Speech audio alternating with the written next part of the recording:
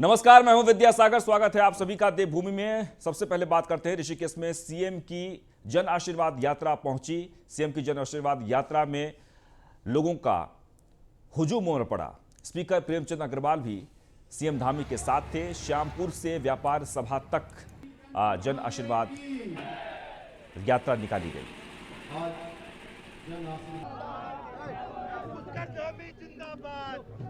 तो ऋषिकेश में सीएम की जन आशीर्वाद यात्रा के दौरान काफी संख्या में लोग उपस्थित दिखे। तस्वीरों में आप देख सकते हैं। दरअसल उनके साथ विधानसभा स्पीकर प्रेमचंद अग्रवाल भी साथ में थे और मुख्यमंत्री योगी आदित्य मुख्यमंत्री पुष्कर सिंह धामी की भव्य स्वागत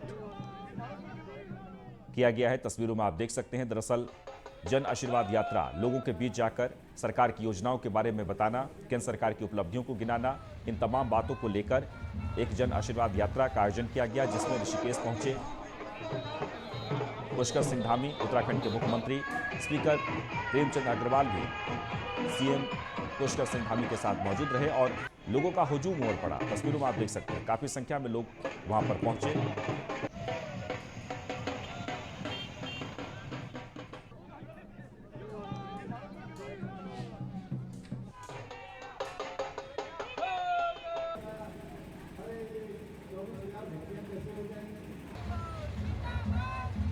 सभी का आशीर्वाद मिल रहा है। बड़े बुजुर्गों का, नौजवानों का, युवाओं का, माता बहनों का, साधु संतों का, सबका सहयोग मिल रहा है। और हम पूरे प्रदेश के अंदर जा रहे हैं, जहाँ भी जा रहे हैं। अभी प्रदेश के जिन स्थानों पर भी गए हैं, अल्मोड़ा, श्रीनगर, नैनीताल और टिहरी, जहाँ भी जा रहे हैं लोगों का एक, मैं कहूँ कि उनका पूरा आशीर्वाद मिल रहा है। और क्योंकि 2014 से जब से देश के प्रधानमंत्री के रूप में नरेंद्र मोदी जी ने काम करना शुरू किया, उत्तराखंड के अंदर भूतो न भविष्यति, इस प्रकार से काम हुआ है। चाहे सड़कों के क्षेत्र में देखें, आज हम ऋषिकेश में हैं, ऋषिकेश में हम देख रहे हैं कि जिस प्रकार से रेल परियोजना पर काम हो रहा है, 18 टनलें बन रही हैं और 12 पुल बन रहे हैं, जगह जगह पर स्टेशन बन रहे हैं। अपने आप में भूतो न भविष्यति है। कोई सपने से ज़्यादा मतलब सोच भी नहीं सकता था कि ऐसे पहाड़ में ट्रेन जाएगी। वो सपना साकार हो रहा है। और गंगा पर जिस प्रकार से काम हो रहा है, वो भी अपने आप में जो है। वहीं प्रचंड बहुमत की भाजपा सरकार में जमकर दूसरे दलों के नेताओं का स्वागत किया जा रहा है, जिसके चलते संगठन का डंडा झंडा उठाकर चलने वाले कार्यकर्ताओं और नेताओं की धड़कनें बढ़ने लगी है। वहीं भाजपा संगठन के महामंत्री कुलदीप कुमार का साफ कहना है कि जो भी भाजपा में आना चाहता है उनका स्वागत है, लेकिन कोई भी यह सोचकर यहां न आए कि आगामी विधानसभा चुनाव में उसका टिकट पक्का हो गया है। टिकट तय करना केंद्रीय पार्लियामेंट्री बोर्ड का काम है, जिसमें हर पक्ष को देखा जाएगा। भारतीय जनता पार्टी की केंद्र की सरकार की रीति नीतियों और राज्य सरकार की रीति नीतियों से प्रभावित होकर के, चाहे माननीय कोई विधायकगण है या किसी भी पार्टी के अगर कोई वरिष्ठ पदाधिकारी भी भारतीय जनता पार्टी को ज्वाइन करना चाहता है, तो उसके लिए भारतीय जनता पार्टी के दरवाजे खुले हैं। और हमारी जो सरकारों की उपलब्धियां हैं, उनसे प्रभावित होकर के बहुत सारे लोग भारतीय जनता पार्टी में ज्वाइनिंग कर रहे हैं, कुछ करने वाले हैं। तो इसी क्रम को हम आगे बढ़ाएंगे।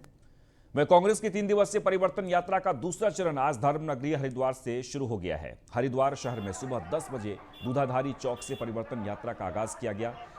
इससे पहले हर की पौड़ी पहुंचकर गंगा पूजन और दुग्धाभिषेक करने के बाद कांग्रेस का काफिला ज्वालापुर के लिए रवाना हुआ। इस परिवर्तन यात्रा में कांग्रेस के प्रदेश प्रभारी देवेंद्र यादव, प्रदेश अध्यक्ष गणेश कोदियाल, नेता प्रतिपक्ष प्रीतम सिंह समेत कई नेता शामिल हुए। बता दें कि शुरुआत में पूर्व मुख्यमंत्री हरीश रावत भी यात्रा में शामिल थे, लेकिन एकाएक पंजाब में उठे संकट के कारण उनको तुरंत पंजाब भेजा गया है। हालांकि हरीश रावत की बेटी अनुपमा यात्रा में मौजूद रही। देखिए, भ्रष्टाचार में जो सरकार डूबी हुई है, 3-3, 2-2 मुख्यमंत्री बदल दिए, उसके लिए परिवर्तन यात्रा हमारे बड़े लीडर माननीय हरीश रावत जी के नेतृत्व में, माननीय गणेश गोदियाल जी के नेतृत्व में, माननीय प्रीतम सिंह जी के नेतृत्व में और माननीय हमारे जो प्रभारी श्री देवेंद्र यादव जी के नेतृत्व में ये जन सैलाब यात्रा, ये भारतीय जनता पार्टी को उखाड़ने की यात्रा है। भ्रष्टाचार मुक्त उत्तराखंड बनाना है, कांग्रेस को लाना है। ये आप देख सकते हैं उत्साह जवान कार्यकर्ताओं का। कल भी हमने भारतीय जनता पार्टी छोड़ के आने वाले 500 नौजवानों को कांग्रेस की सदस्यता दिलाने का काम किया है। वहीं कांग्रेस की परिवर्तन यात्रा में शनिवार को कांग्रेसियों ने एक जेबकतरे को रंगे हाथों पकड़ लिया। इसके बाद उन्होंने उसकी जमकर धुनाई कर दी। हालांकि मौके पर मौजूद पुलिसकर्मियों ने उसे कांग्रेसियों से छुड़ाया और पकड़कर थाने ले गए। दरअसल शनिवार को हरिद्वार में कांग्रेस ने अपनी दूसरी चरण की परिवर्तन यात्रा का शुरुआत की थी। कांग्रेस की परिवर्तन यात्रा में अच्छी खासी भीड़ थी।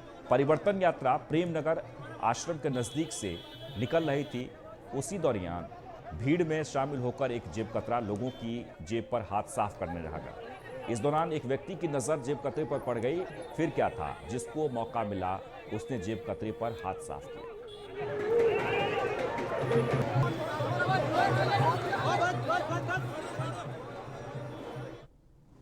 वहीं आम आदमी पार्टी के कार्यकारी प्रदेश अध्यक्ष भूपेश उपाध्याय और आपके प्रदेश प्रवक्ता सुमित टिक्कू ने हल्द्वानी पार्टी कार्यालय में आयोजित प्रेस कॉन्फ्रेंस के दौरान जानकारी दी कि आपके राष्ट्रीय संयोजक और दिल्ली के मुख्यमंत्री अरविंद केजरीवाल अपने उत्तराखंड के तीसरे दौरे पर हल्द्वानी पहली बार आएंगे। इससे पहले वह अपने 2 दौरों में राजधानी देहरादून पहुंचे थे। आम आदमी पार्टी के नेताओं ने बताया कि रविवार को लगभग 11 बजे केजरीवाल हल्द्वानी पहुंचेंगे, जहां वह एक प्रेस वार्ता को संबोधित करने के पश्चात लक्ष्मी शिशु मंदिर से एक विशाल रैली निकाली जाएगी, जो स्थानीय लोगों का अभिनंदन केजरीवाल द्वारा स्वीकार किया जाएगा और रामलीला मैदान में केजरीवाल के द्वारा जनता को संबोधित किया जाएगा। आम आदमी पार्टी उत्तराखंड और यहाँ की जो प्रबुद्ध जनता है आदरणीय केजरीवाल जी के के लिए बेताब है और बेसब्री से इंतजार कर रही है। आदरणीय केजरीवाल जी कल हल्द्वानी में एक तिरंगा यात्रा जो है उसका नेतृत्व करेंगे और उसके बाद उत्तराखंड के हित के लिए, उत्तराखंड के जन जन के लिए एक बहुत महत्वपूर्ण घोषणा कल हल्द्वानी में केजरीवाल जी करेंगे, जिसका लाभ पूरे प्रदेश के गांव-गांव तक पहुंचेगा, प्रदेश की जनता तक पहुंचेगा। वहीं आज से चारधाम यात्रा का आगाज हो गया है। सरकार ने चारधाम यात्रा की एसओपी जारी की है। कोरोना गाइडलाइन के साथ यात्रा का संचालन किया जाएगा। मंदिर परिसर में प्रसाद चढ़ाने और तिलक लगाने पर प्रतिबंध है। यात्रा के दौरान तप्त कुंडों में स्नान करना भी वहां पर रोक लगा दी गई है। यात्रा के दौरान गर्भगृह में जाने की अनुमति नहीं है। मंदिर परिसर में दिन में 3 बार सैनिटाइजेशन होगा। तो मंदिर परिसर में प्रसाद चढ़ाने और तिलक लगाने पर प्रतिबंध है। एक बार आपको फिर से बता दें कि यात्रा के दौरान तप्त कुंडों में स्नान पर प्रतिबंध है। यानी चारधाम यात्रा को लेकर जो एसओपी जारी की गई है उसके तहत आपको यात्रा करनी होगी और आज से इसकी शुरुआत हो गई है। चारधाम यात्रा जो रोक दी गई थी, हाईकोर्ट नैनीताल हाईकोर्ट ने एक बार फिर से उसे बहाल कर दिया है और इसके बाद आज से लोगों ने चारधाम यात्रा की शुरुआत कर ली है। तो चार धामों के कपाट खुलने के लगभग 4 महीने के बाद आज से चारधाम यात्रा की शुरुआत हुई है। शुक्रवार को सरकार ने चारधाम यात्रा की एसओपी जारी कर दी थी। केदारनाथ, बद्रीनाथ, गंगोत्री व यमुनोत्री धाम में दर्शन के लिए आने वाले यात्रियों को पंजीकरण करने के बाद ई पास जारी किए जा रहे हैं। यात्रा शुरू हो गई है, उसके जो एसओपी है उसका अनुपालन होगा। आज हमारी वेबसाइट खुल गई है। वेबसाइट खुलने के बाद जो हमारी बद्रीनाथ-केदारनाथ.government.in ये हमारी वेबसाइट है, इस पे लोग पंजीकरण कराएं और यात्रा का आनंद लें। यात्रा शुरू हो गई है।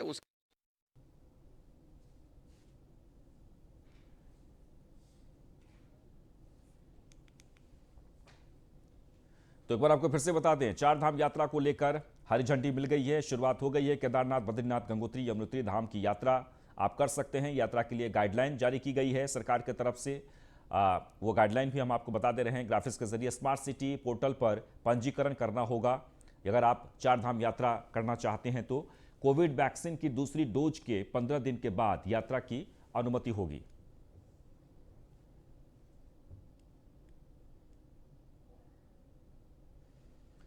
आगे बढ़ते हैं। नैनीताल हाईकोर्ट के फैसले के बाद आज से चारधाम यात्रा का आगाज हो गया है। यात्रा खुलने से केदार घाटी के लोगों में खासा उत्साह देखने को मिला। यात्रा पड़ाव पर तीर्थयात्रियों की चहलकदमी से वीरान पड़े बाजारों में रौनक लौट आई है। केदारनाथ धाम में स्वास्थ्य सेवाएं दे रही 6 सिग्मा टीम के चिकित्सक डॉक्टर प्रदीप भारद्वाज ने कहा कि 6 सिग्मा की टीम श्रद्धालुओं के लिए केदारनाथ धाम में मौजूद हैं। दर्शन के लिए आने वाले श्रद्धालु पूरी तैयारी के साथ आएं, गर्म कपड़े और जूते पहनकर धाम में पहुंचें, साथ ही खाली पेट यात्रा न करें। वहीं पुलिस अधीक्षक आयुष अग्रवाल ने कहा कि चारधाम यात्रा को खोल दिया गया है और जिले में संचालित केदारनाथ धाम की यात्रा को लेकर पुलिस फोर्स को तैनात किया गया है। पुलिस की ओर से श्रद्धालुओं की हर संभव सहायता की जाएगी। समस्त देशवासियों को चारधाम यात्रा खुलने पर ढेर सारी शुभकामनाएं।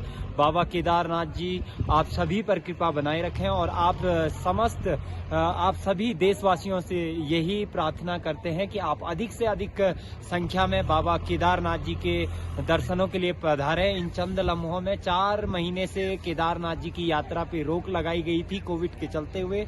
अब यात्रा आज से प्रारंभ हो चुकी है। आप सभी देशवासी आ सकते हैं यात्रा। जैसा कि आपको मालूम है कि यात्रा अब खोल दी गई है और हम आप सबका स्वागत करने के लिए पहले से ही केदारनाथ में मौजूद हैं। सिक्स सिग्मा हेल्थ केयर की टीम ने जो स्वास्थ्य सेवाएं हैं वो बड़ी मजबूत तरीके से यहाँ पर उनका गठन कर दिया है और जो भी यात्री यहाँ पर दर्शन के लिए आएगा, मेरी उनसे गुजारिश है कि वो अच्छी तैयारी करके आएँ, अपने अच्छे कपड़े लेकर के आएँ, क्योंकि यहाँ पर कभी भी किसी भी वक्त मौसम बदल जाता है, बारिश हो जाती है, और अपना ध्यान रखिए। तरफ से यात्रा खुलने की दिशा में पूरी रूप से तैयारी कर ली गई है।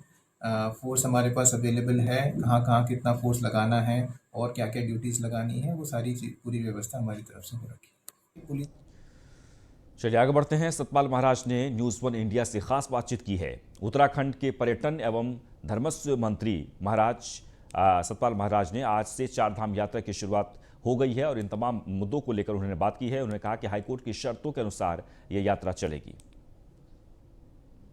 प्रदेश में 4 महीने बाद आखिरकार चारधाम यात्रा शुरू हो चुकी है और आज से चारों धामों में जो यात्री हैं वो कहीं ना कहीं जा सकते हैं। पूरे मामले पर पर्यटन मंत्री सतपाल महाराज हमारे साथ हैं। सर, आखिरकार चारधाम यात्रा शुरू हो चुकी है 4 महीने बाद, किस तरह की तैयारियां हैं पूरी तरह सरकार की?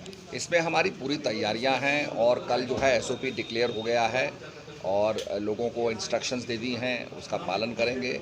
डबल वैक्सीनेशन इसमें बड़ा कंपलसरी है, मास्क लगाना, सैनिटाइजेशन करना, सोशल डिस्टेंसिंग करना। तो जो भी कोर्ट के, क्योंकि ये सशर्त ये यात्रा को अनुमति मिली है, तो जो हाई कोर्ट की शर्तें हैं उनका पालन किया जाएगा।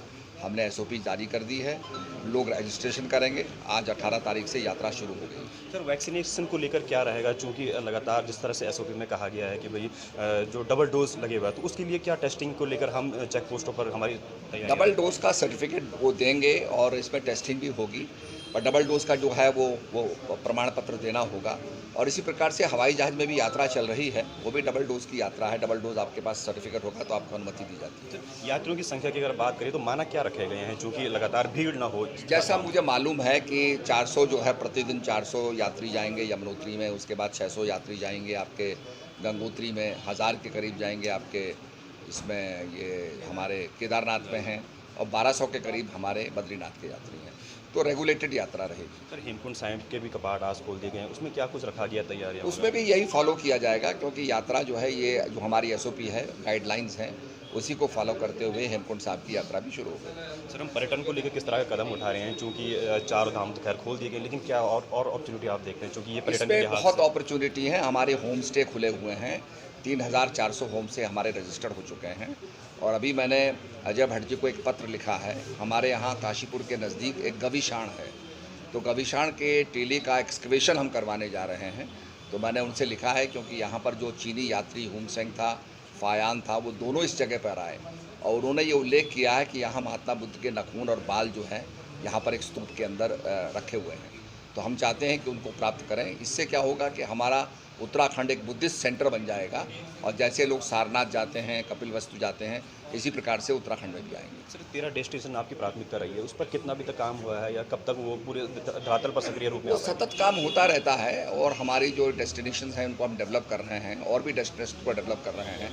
इसीलिए हमने कहा कि जो यहाँ पर आते हैं, यात्रा में आएंगे, चारधाम यात्रा में आएंगे, वो औली भी जा सकते हैं, वो आपके चोपता भी जा सकते हैं, वो और भी स्थानों में जा सकते हैं। बहुत से हमारे भव्य स्थान हैं और शीतकालीन टूरिज़्म को भी हम बढ़ावा दे रहे हैं, क्योंकि यमुनोत्री जो है, यमुना माई जी खरसाली आ जाती हैं, गंगा माई जी इस समय बाद 600 यात्री जाएंगे आपके गंगोत्री में, 1000 के करीब जाएंगे आपके इसमें ये हमारे केदारनाथ में हैं, और 1200 के करीब हमारे बद्रीनाथ के यात्री हैं।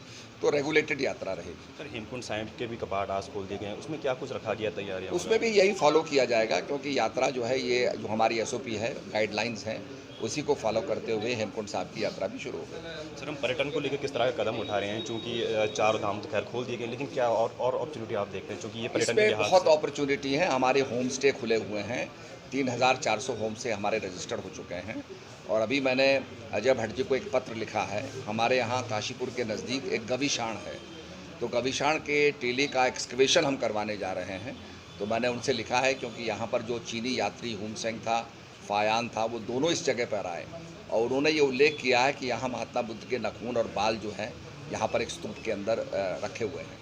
तो हम चाहते हैं कि उनको प्राप्त करें। इससे क्या होगा कि हमारा उत्तराखंड एक बुद्धिस्ट सेंटर बन जाएगा और जैसे लोग सारनाथ जाते हैं, कपिलवस्तु जाते हैं, इसी प्रकार से उत्तराखंड में भी आएंगे। सर 13 डेस्टिनेशन आपकी प्राथमिकता रही है, उस पर कितना अभी तक काम हुआ है या कब तक वो पूरे धरातल पर सक्रिय रूप में? तो सतत काम होता रहता है और हमारी जो डेस्टिनेशन हैं उनको हम डेवलप कर रहे हैं और भी डेस्टिनेशन को डेवलप कर रहे हैं। इसीलिए हमने कहा कि जो यहाँ पर आते हैं, यात्रा में आएंगे, चारधाम यात्रा में आएंगे, वो औली भी जा सकते हैं, वो आपके चोपता भी जा सकते हैं, वो और भी स्थानों में जा सकते हैं। बहुत से हमारे भव्य स्थान हैं और शीतकालीन टूरिज़्म को भी हम बढ़ावा दे रहे हैं क्योंकि यमुनोत्री जो है, यमुना माई जी खरसाली आ जाती हैं, गंगा माई जी इस समय मुखबा आ जाती हैं और भगवान केदारनाथ ऊखीमठ आ जाते हैं। भगवान बद्री विशाल जी है, उनकी चल मूर्ति जो है वो आपके पांडुकेश्वर आ जाती है और आपके जोशीमठ आ जाती है, तो वहाँ भी लोग दर्शन कर पाएंगे। धन्यवाद सर। ये थे हमारे साथ पर्यटन मंत्री सतपाल महाराज जी, जिनका सीधे तौर पर कहना है कि चारों धामों की यात्रा तो खुल गई है, लेकिन कहीं ना कहीं जो कोविड नियमावली है उसका पालन जरूर करना है। कैमरामैन राजन बडोला के साथ में Sandeep Negi, news on India, Dehradun. चलिए आगे बढ़ते हैं। खबर रुड़की से है, जहां पर बीजेपी विधायक देशराज कर्णवाल के विवादित बोल नगर पंचायत झबरेड़ा के अधिकारियों को धमकाया है। नगर पंचायत में मुर्दा दफनाने की धमकी दी गई है। पानी की निकासी नहीं होने पर भड़के कर्णवाल। सोशल मीडिया पर वायरल हुआ वीडियो। पहले इसकी क्या हालत थी और खुदाई के बाद क्या हालत थी? पहले पक्ष दफनवा दूंगा, वहीं पे मुर्दा वहीं दफनाया जाएगा तुम्हारे नगर पंचायत के कार्यालय में, समझ रहे हो? यहाँ नहीं आने का, वहीं दफनावाएंगे। हाँ जी। अगर या तो इसको बनवाइए आप या तो इसको करवाइए, नहीं मुर्दे को वहीं दफनावाएंगे हम। पब्लिक के आगे नहीं खड़े सर। पहले इसकी क्या हालत थी और खुदाई के बाद क्या हालत थी? पहले पानी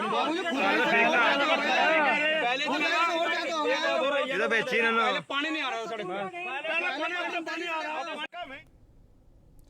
आगे बढ़ते हैं। उत्तराखंड पुलिस में सबसे बड़े मुद्दे अंडर ट्रांसफर दरोगा कोतवालों के रिलीव मामले में अब 3 दिनों की समय सीमा समाप्त हो गई है।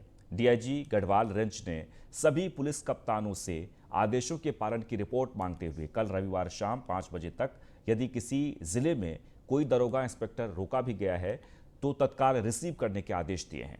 डीआईजी गढ़वाल नीरू गर्ग के मुताबिक रविवार शाम 5 बजे तक अंतिम रिपोर्ट के बाद सीधे रेंज कार्यालय स्तर से कार्रवाई सुनिश्चित की जाएगी।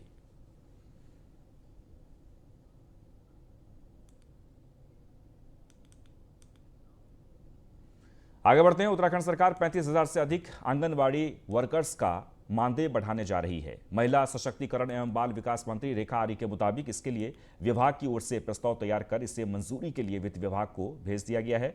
वित्त मंत्री की मंजूरी के बाद प्रस्ताव कैबिनेट में लाया जाएगा। इससे आंगनबाड़ी वर्कर्स के मानदेय में 1 से 2,000 रुपये का इजाफा हो सकता है। इसके अलावा 1 महीने के भीतर सभी आंगनबाड़ी वर्कर्स को पहचान पत्र भी जारी किए जाएंगे।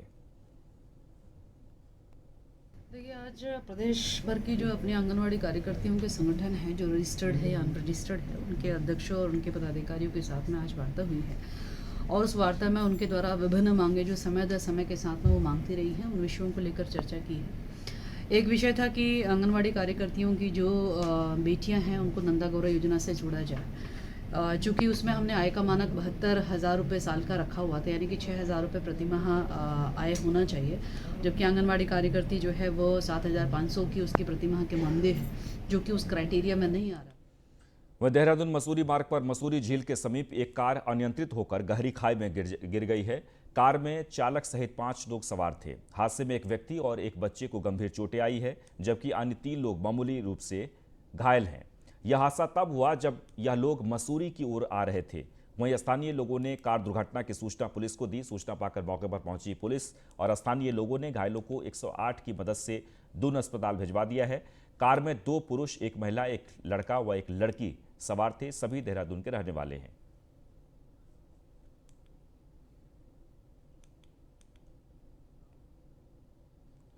उत्तरकाशी में चेन्याली सौड़ स्यांसू मोटर मार्ग पर स्यांसू पुल के पास एक कार अनियंत्रित होकर टिहरी झील में समा गई। ग्रामीणों ने घटना की जानकारी राजस्व विभाग को दी। सूचना मिलते ही घटनास्थल पर पहुंची राजस्व विभाग, एसडीआरएफ और उत्तरकाशी पुलिस टीम ने सर्च अभियान चलाया, जिसमें से 2 शव बरामद हो गया है। कार में 3 लोग सवार थे, एक की तलाश अभी भी जारी है।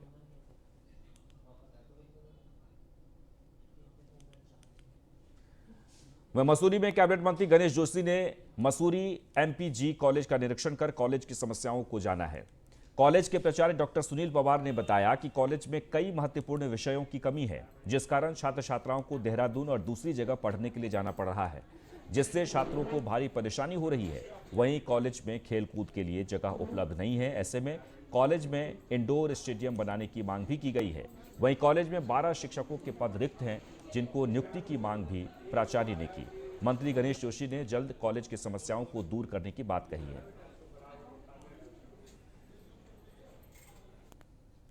कॉलेज के लोगों को आश्वस्त किया है कि मुझे आप यहाँ पर व्यावसायिक कोर्स होने चाहिए। मैंने प्रिंसिपल से कहा कि आप मुझे लिख के दीजिएगा। दूसरा, उन्होंने एक डिमांड की है कि यहाँ पर पिछली बार हमने 80 लाख रुपए दिया था और उन्होंने कहा कि साहब हमें और पैसा दीजिएगा कि ताकि हम इसमें लिंटर डाल सकें। तो मैंने कहा आप लिख के दीजिएगा, हम बात करेंगे और जो संभव होगा इस कॉलेज के उत्थान के लिए, संवर्धन के लिए वो किया जाए। देखिए, अब वो अपना काम कर रहे हैं। अगर आपको ध्यान होगा, जब लोकसभा के चुनाव हो रहे थे तो सारे दल एक हो गए थे मोदी के खिलाफ। कॉलेज के लोगों को आश्वस्त किया है कि मुझे आप यहाँ पर। देहरादून राजधानी में सुविधा नहीं, मुसीबत धीरे धीरे बढ़ते जा रही है। असुविधा और अब जान माल के नुकसान का कारण बन रहे स्मार्ट सिटी के कामों से विधायक आजीज आने लगे हैं। राजपुर रोड सीट से भाजपा विधायक ने अपनी ही सरकार में अब अपने ही अफसरों के खिलाफ मुकदमा दर्ज कराने की मांग की है।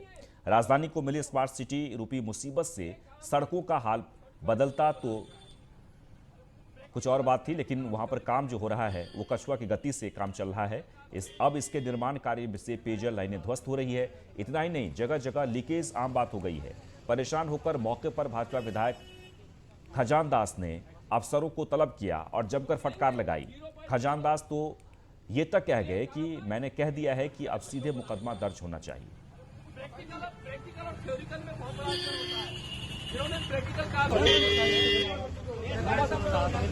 देखिए, आज स्मार्ट सिटी का कार्य देखने के लिए मैं बलबीर रोड गया था और वहाँ पे सभी अधिकारी आए थे। कल एक पत्रकार का वहाँ पे खड्डे में गिरने से उनको चोट आई है, काफ़ी गंभीर चोट आई है। इसके लिए मैंने सीधा निर्देशित किया है, बार बार कहने पे भी नहीं सुधर पाते। इसलिए मैंने कहा है कि आप इनके खिलाफ जो संबंधित अधिकारी है और जो संबंधित ठेकेदार है, जिसने इस प्रकार का वर्क किया है, जिसने इतने बड़े गड्ढे छोड़े हैं, उसके खिलाफ कार्रवाई करें, FIR दर्ज करें। ये मैंने सीधा निर्देशित किया।